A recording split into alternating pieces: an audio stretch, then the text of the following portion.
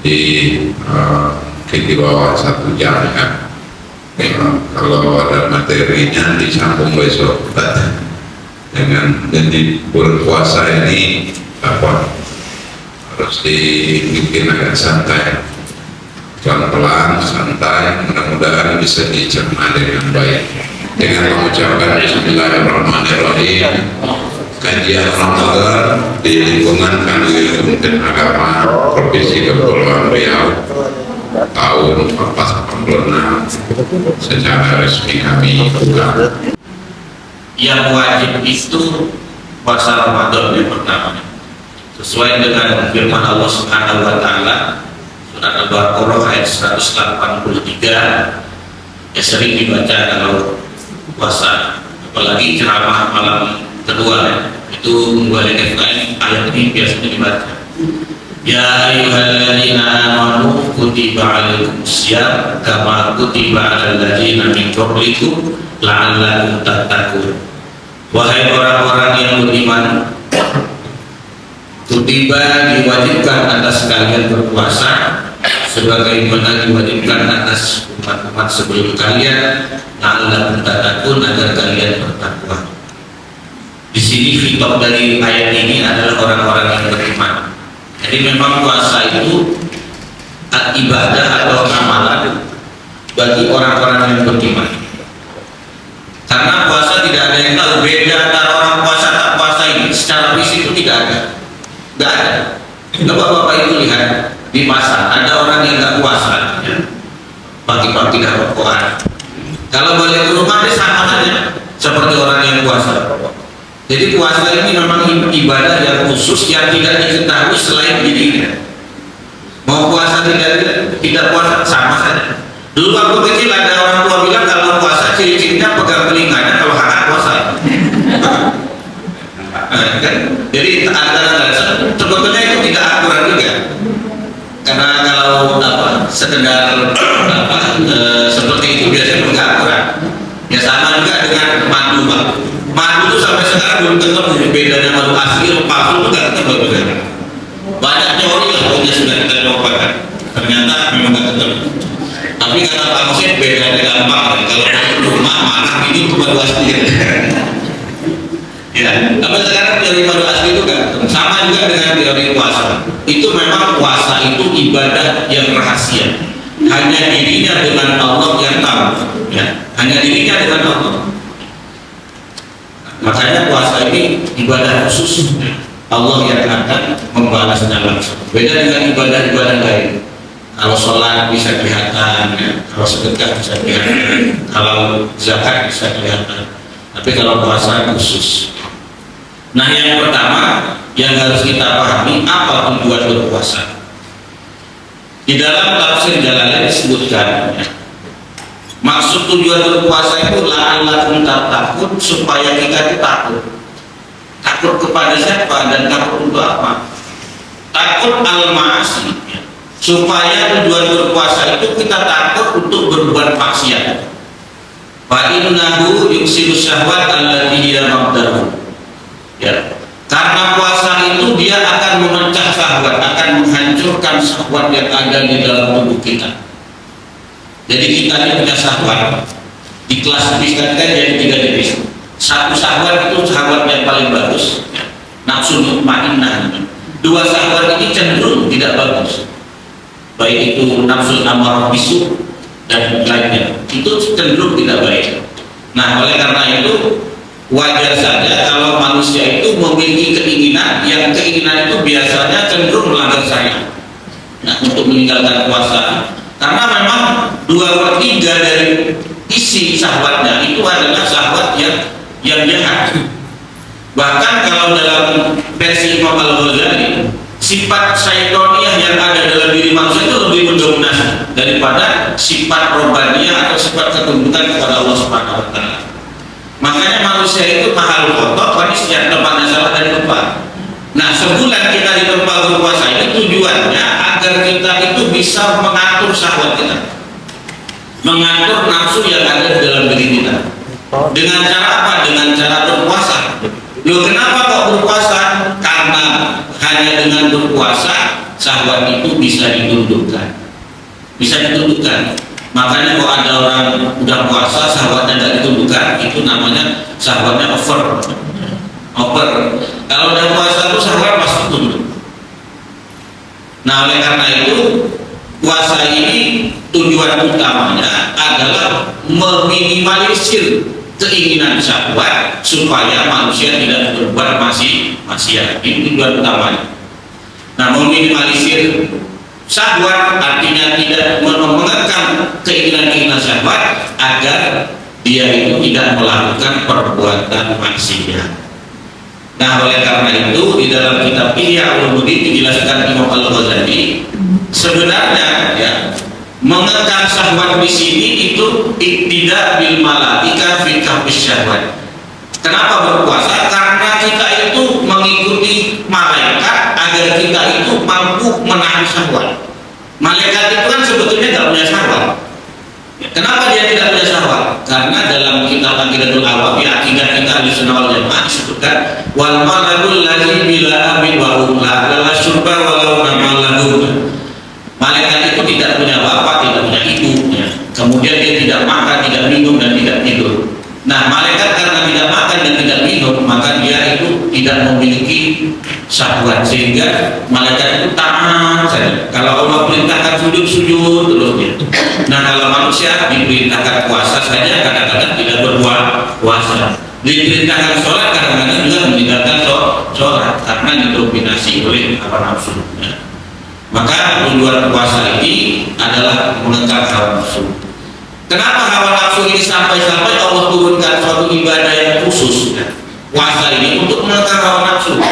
Karena memang memerangi hawa nafsu itu, ya, itu susah. Kenapa susah? Karena ada dua faktor memerangi hawa nafsu itu menjadi susah. Yang pertama, Imam Al-Ghazali mengatakan, wa huwa aduwwun fi dakhilil jasad, annahu aduwwun fi dakhilil jasad. Nafsu itu susah diperangi. Kenapa? Dia itu musuh tapi berada dalam diri kita. Nah, ini susahnya. Kalau musuh di luar diri kita gampang, nampak penjajah misalnya, ya tinggal ditembak aja kalau dari luar nampak. Kalau diri kita macam-macam, tembak diri kita mati kan. Nah, inilah susahnya memerangi hawa nafsu, sehingga butuh metode-metode khusus yang diturunkan oleh Allah Subhanahu wa taala, yaitu berpuasa. Itu yang pertama. Yang kedua, kenapa nafsu itu harus ada ibadah khusus untuk memeranginya? Karena annahu aduwwun mahbubun wa nasu amin an uyubil mahbubi. Nafsu itu keinginannya itu paling disukai oleh manusia. Dan manusia itu buta apabila dia melihat sesuatu yang dia cintai. Dia buta. Contoh misalnya, kalau kita makan, misalnya ibu suka makan asam pedas. Begitu dihidangkan buka makanan asam pedas, satu mangkok, cendol satu gelas penuh, belum lagi makanan makanan kue-kuenya banyak juga. Itu kalau tak menahan nafsu, baru buka saja udah kenyang, belum makan. Baru buka saja udah kenyang. Nanti habis itu, habis sholat maghrib makan lagi. Itu namanya mengikuti hawa nafsu. Ya. Kalau orang Inggris bilang terunjuk. Dulu juga makan tanpa batas, makan terus. Itu karena mengikuti hawa nafsu. Apalagi bapak-bapak misalnya kan pergi makan, dimasakkan banyak lauknya, pertai pula sama jadi korban enak kan. Itu kalau tidak menahan diri penuh perut kita. Padahal Islam itu mengatur tata cara makan. Yang disyariatkan itu perut itu, lambung kita ini dibagi sepertiga. Ya, sepertiga untuk makanan, sepertiga untuk air, sepertiga dikosongkan agar lambung itu berproses normal, agar mesin ini di dalamnya prosesnya normal. Ini sepertiganya tidak diatasi, akhirnya lambung itu penuh dengan air, dengan makanan. Pas buka airnya udah macam-macam, kan ada air cendol, ada sirup, air teh lagi, es lagi, macam-macam. Akhirnya perutnya tidak normal, timbullah penyakit macam-macam, kadang asam lambung, ya, kadang sakit mah, kadang sakit apa lagi, macam-macam, asam lambung, asam urat, asam banyak. Jadi sakit asam lambung itu saya pertama nggak tahu juga sakit apa itu asam lambung, karena saudara saya kena asam lambung, diobat-obatin sampai kemarin saya nggak sembuh. Kalau anak pondok ada yang kena sakit asam lambung, malah diuji sabar. Sakit apa? Asam lambung. Oh, sakit asam lambung. Lain kali kalau makan-makan gak usah pakai asam-asam, karena asamnya ada di lambung. Nah, ini gue dulu kan anak pondok. Saya dulu pertama di Godlok sakit hati juga di pondok. Tahun 2003 saya pondok. Saya demam, ditanya sama kawan saya. Aduh mas, demam apa demam panas? Ini kalau minum air kelapa ini bagus nih mas, kalau demam panas cepat sembuh ya. Iya, tapi ambil sendiri mas manja katanya. Suruh manja sendiri minum air kelapa. Ini gue dulu kan di pondok. Makanya anak pondok ini, ya terutama di pondok salah. Kalau di Godlok itu udah kebal ya. Karena hari-hari di Godlok kita maksudnya. Baik, itu yang tujuan berpuasa yang kedua. Kenapa? Karena memang keinginan sahabat itu sangat dicintai, sangat disukai. Contoh ibu-ibu kalau mau lebaran itu paling suka dengan pakaian, pakaiannya. Itu kalau dia jalan-jalan nggak usah ke pasar, misalnya ke mall, ke Matahari, ke Ramayana. Itu kalau punya uang bisa membeli, rasanya dibeli semua tuh pakaian di sana. Yang dipajang bukan apa, cantik semua. Ustaz kau tahu ya, saya kan punya istri juga ya. Nanti kalau tengok ini bagus nggak? Bagus. Begitu. Jadi pilih salah satu yang bagus. Ternyata bagus semua. Itu kan dapat dibeli semua. Ya, jadi kita harus menahan karena memang hawa nafsu itu cenderung sesuatu yang disukai hawa nafsu itu disukai oleh kita. Apa saja semua. Kalau ibu-ibu kan sukanya tentang perhiasan, tentang penampilan. Itu luar biasa. Makanya harus dilawan dengan puasa. Karena puasa di sini bisa menahan hawa nafsu. Karena apa? Karena hawa nafsu itu kalau dituruti, ya tidak maju syahwat, tidak dicegah sahabat keinginannya, maka dia akan tambah besar, Makanya tidak ada jalan lain untuk memutus hawa nafsu kecuali tidak mengikutinya. Tapi kalau bapak ibu berpikir, ikutilah dulu, nanti kan bisa dicegah, takkan bisa. Karena sifat hawa nafsu itu ibarat pohon, kalau diikuti diberi pupuk, maka dia pasti akan berkembang, akan tambah besar, Kalau Imam Al-Busiri menganalogikan nafsu itu seperti bayi.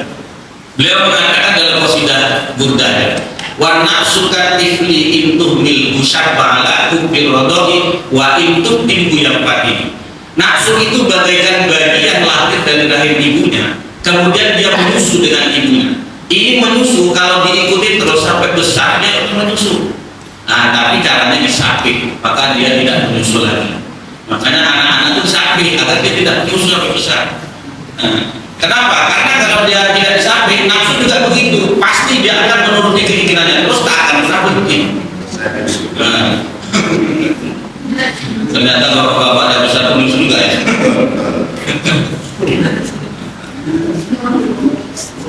Ya itu keinginan hawa nafsu.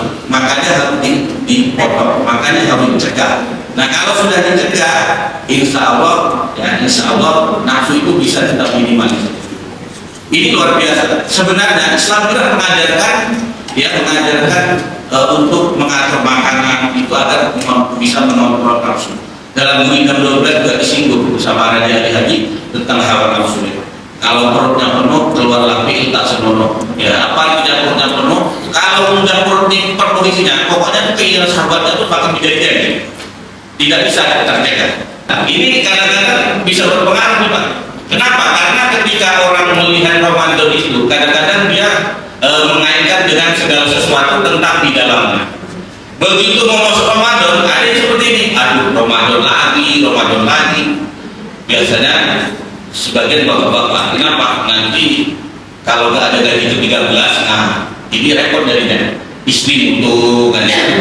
Kenapa? Karena tak ngasih uang THR misalnya. Jadi gambaran dulu lagi minggunya. Nah, gambaran-gambaran seperti ini kenapa? Kalau ada gambaran seperti itu, maka tertutuplah hatinya untuk melihat kemuliaan Ramadan. Ramadan itu pun bulan yang mulia, tetapi apabila ada kita sangkos-sangkas perasaan yang jelek terhadap Ramadan, maka tertutuplah kita untuk melihat keagungan Ramadan. Karena kebesaran keagungan Ramadan itu hanya bisa dilihat oleh orang yang hatinya itu bersih dan baik. Kalau tak, nggak akan lihat. Orang suruh puasanya nggak puasa, masih banyak yang nggak puasa. Ya, Sholat yang wajib juga ditinggalkan. Kenapa? Karena mereka itu hatinya tertutup, tidak bisa melihat keagungan dan kemuliaan puasa dan sholat. Maka ini jangan sampai. Kemudian yang kedua, man shoma Ramadan imanan wa ihtisaban ghufira lahu ma taqaddama min dzambi. Hadis Rasulullah SAW ya, dalam Sahih Bukhari dan Sahih Muslim. Barang siapa yang berpuasa, yang berpuasa Ramadan, imanan wa ihtisaban, dengan penuh keimanan dan pengharapan ridho Allah Subhanahu wa taala, ghufira lahu ma taqaddama min dzambi, maka dia akan diampuni dosa-dosanya di masa lalu. Jadi Ramadan itu disebut dengan bulan suci, Pak. Namanya bulan suci Ramadan. Ustaz, kenapa disebut bulan suci? Apa bulan lainnya tidak suci atau najis? Enggak. Bulan Ramadan disebut bulan suci itu karena ada makna di dalamnya. Apa makna bulan suci Ramadan? Tadi maknanya imanan wa ihtisaban ghufira lahu ma taqaddama min dzambi. Ibarat orang yang penuh dengan dosa, dari mulai ujung kepala sampai telapak kaki dosa semua badannya, masuk Ramadan keluar bersih dosanya. Karena Ramadan adalah gedung untuk pencucian dosa. Karena di bulan ini Allah Subhanahu wa taala itu melimpahkan maghfirahnya, melimpahkan ampunannya. Sampai-sampai di dalam kitab Al-Ghunyah itu, Syekh Abdul Qadir mengutip sebuah hadis, seandainya seorang hamba di bulan Ramadan tidak mendapatkan ampunan, maka di bulan mana lagi dia akan mendapatkan ampunan? Tak akan dapat. Karena bulan Ramadan ini Allah Subhanahu wa taala itu share sebanyak-banyak maghfirah. Nah, jadi bulan Ramadan ini adalah bulan penyucian dosa. Maka disebut bulan suci. Kita ini yang banyak dosa, yang maksiat, saya rasa di sini tak ada yang tak berdosa. Semuanya berdosa. Hanya kita mungkin yang tahu kadarnya banyak atau sedikit itu dosa. Dosa itu tahu. Dosa itu hakikatnya tahu. Karena dosa itu yang paling tahu adalah yang melakukan. Cuma banyaknya itu bisa dikira-kira.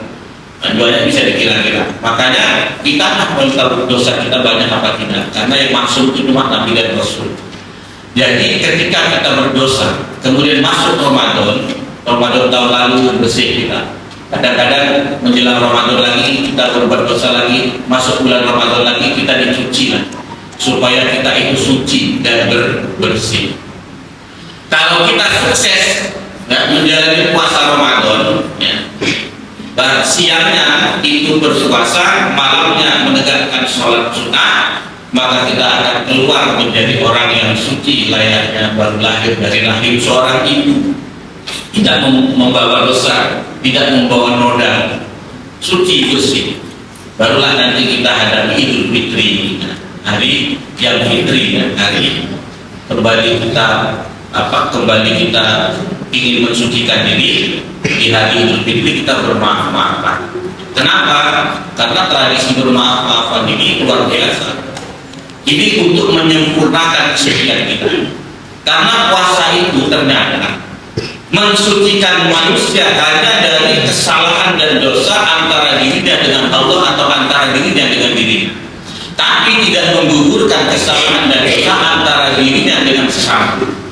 Jadi kalau orang puasa itu sudah bersih dosanya dari zolim kepada diri sendiri, zolim kepada Allah, maksiat kepada Allah, tapi tidak menggugurkan kesalahannya antar sesama manusia. Kalau saya punya salah dengan Pak Musir misalnya, ketua kita, ketua RKM, mantan ketua RKM, maka saya sebelum minta maaf sama dia nggak akan bilang dosanya. Nah ini paling ngerinya ya, dosa antar sesama manusia. Sampai akhirat dituntut dosa seperti ini. Makanya dosa menggibah itu enggak tadi. Makanya kita jangan sampai kita menggibah. Karena gibah itu hukumnya ada juga menurut ulama. Kalau yang digibah itu belum terdengar, itu ketika puasa dosanya bisa diampuni. Tapi kalau gibah itu sudah sampai kepada orang yang digibah, ini ditanggung dupin, dijelaskan maaf lain, maka tidak akan dimaafkan sebelum dia minta maaf kepada orang yang digibah. Ya kalau yang digibah itu masih ada di sini, kalau dari mana-mana pindah tugas, ini kita jadinya. Belum lagi sudah meninggal lagi kan, nanti kita sampai akhir. Nah ini tujuan kita ya, mensucikan diri ini hanya sebatas hubungan kita dengan Allah dan zulim kita kepada diri sendiri. Tapi hubungan antar sesama manusia ditutup dengan saling bermaaf-maaf, maafan. Ini tujuan yang kedua, agar membersihkan jiwa kita, membersihkan diri kita dari perbuatan maksiat dan dosa. Memang kalau kita berpuasa, kalau kita beriman dan berpuasa melaksanakan rukun-rukun ini, idealnya kita tuh langsung masuk surga. Idealnya seperti itu. Nggak perlu masuk neraka. Jadi orang-orang yang masuk neraka itu ternyata orang-orang fasik, bukan orang-orang yang beriman. Orang beriman itu masuk surga semuanya, bahkan langsung masuk surga, surga langsung. Karena orang beriman itu kalau sudah sholat, dosa-dosanya gugur. Kalau sudah puasa, diampuni dosa-dosanya juga. Jadi ketika dia meninggal, dia bertaubat, maka dia tidak memiliki dosa. Orang kalau tidak memiliki dosa, al-muslimu iza taba kana haluka hali man lam yusdik qatl. Orang pendosa sekalipun ketika dia sudah bertaubat, ketika dia sudah mohon ampun kepada Allah, minta maaf antar sesama, kok dia kemudian meninggal, maka dia ini berhak langsung masuk surga, tak perlu diazab. Jadi orang yang diazab itu ternyata orang fasik yang dosanya diulang-ulang, pas mau mati gak sempat tobat, gak sempat minta maaf, maka dia diazab atas perbuatannya. Itu pun kalau tak dapat syafaat. Kalau dapat syafaat dari Allah, tetap langsung masuk surga. Jadi tidak usah takut-takut, Pak. Kita kalau mati masuk surga, jadi tidak perlu khawatir. Karena apa? Karena yang paling ditakuti orang terhadap kematian itu rata-rata adalah kehidupan setelahnya. Makanya dalam Al-Quran itu dijelaskan bahwa kekasih-kekasih Allah itu la khaufun alaihim wa la hum yahzanun, dan tidak takut dan tidak bersedih ketika menghadapi kematian. Bahkan orang-orang yang istiqomah beriman, istiqomah dalam ibadah, akan diturunkan seorang malaikat, sosok malaikat oleh Allah Subhanahu wa taala, alla takhafu wa la tahzanu, untuk memberikan hiburan kepada orang yang meninggal, wa abshiru bil jannah, dan memberikan kabar bahwa tempatmu nanti di surga. Dan ini saya memang mendengar kisah seorang ulama besar di Mesir, namanya Syekh Mutawalli As-Sahrawi. Syekh Mutawalli As-Sahrawi dikisahkan oleh adiknya ketika mau meninggal. Ketika mau meninggal beliau berpuasa 3 hari. Kemudian ketika subuh beliau mandi, kemudian dia sholat, kemudian duduk di balkon, dan ketika menjelang kematiannya dia itu mengucapkan salam, assalamualaikum ya Rasulullah, assalamualaikum ya Nabi Allah. Kemudian dia bilang tunggu sebentar, tapi pakai bahasa Arab. Kemudian dia mengucapkan asyhadu an la ilaha illallah wa asyhadu annaka Muhammadar Rasulullah, baru kemudian meninggal. Hak adalah hak. Jadi beliau betul-betul melihat gambaran surga. Bahkan beliau disambut oleh Rasulullah SAW. Ini luar biasa. Orang-orang beriman, jadi kalau kita berpuasa, dosa kita sudah diampuni, minta maaf antar selama. Kalau kita meninggal masuk surga. Jadi nanti kalau Idul Fitri ada yang mau meninggal atau enggak lah, masih lama lagi. Ya tentu memang, tentu kalau kita tuh ingin hidup lama. Jadi ada dosen UGM melakukan studi penelitian yang hasilnya itu semua manusia itu pengennya hidup lama. Pengennya hidup lama. Kenapa? Karena hidup itu kalau lama kan bisa menikmati itu lama. Apalagi duitnya banyak, ingin ngabisin uangnya, ternyata belum sempat ngabisin uangnya dan meninggal duluan. Ya makanya ini yang harus kita capai. Tujuan yang kedua yaitu adalah untuk mengatur diri kita, menjalankan ibadah puasa agar diri kita yang berdosa menjadi kembali suci, menjadi kembali suci. Selanjutnya, di dalam berpuasa itu juga terdapat amalan, terdapat perbuatan-perbuatan yang mengurangi dan bahkan membatalkan. Mengurangi bahkan membatalkan. Kadang ketika dia tidak batal puasanya, tapi bahkan dia tidak punya pahala puasa. Hanya kami sho'imin laisa lahu siyami ila jumat atas, hanya lapar saja. Kenapa? Karena pahalanya sudah hilang. Artinya apa? Nah, ada beberapa perbuatan yang bisa menghilangkan pahala puasa, tetapi puasanya sah secara syariat, cuma hilang pahalanya.